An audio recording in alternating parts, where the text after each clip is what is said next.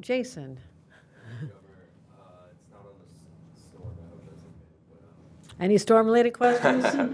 Okay, everybody be ready. It's going to be a tough one. I had two questions about the VP pick from Vice President Harris. First of all, I wanted to know what it was like serving in the House with Governor Walz, if you have any memories or what that was like.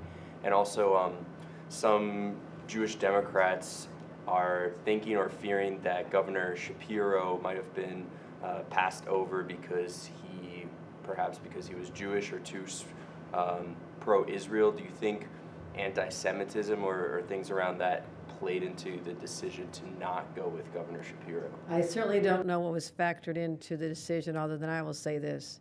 We have such an outstanding bench in the Democratic Party. I'm sure it was a difficult decision because everybody had so much to offer, very diverse candidates.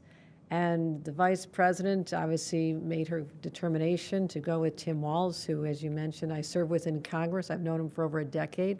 We didn't just serve in Congress, we were literally on the same floor, the 7th floor of the Longworth building, so we were neighbors. And so we'd often spend time chatting, going in the elevator together, sitting together on the floor of the House. And he's such an optimistic, can-do person.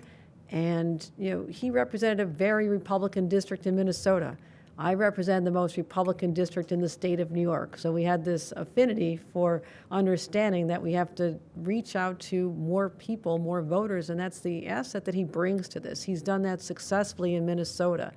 And so he has a progressive heart. He wants to continue focusing on families and supporting the labor community and making sure we have protections. Reproductive rights are so important to all of us, but he has leaned into this in a Republican-leaning area.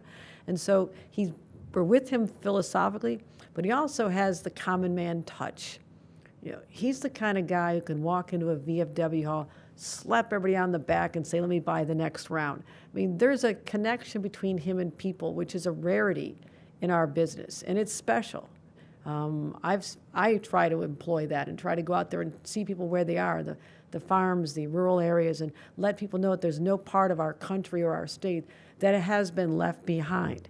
He'll be that bridge to communities who feel that their voices have not been heard. So I think he's an extraordinary pick. I know Josh Shapiro very well as a fellow governor, a neighboring governor, and I also know that he'll work very, very hard to bring in the votes from Pennsylvania that we need to make sure that the Harris-Walz ticket is successful just a few months from now.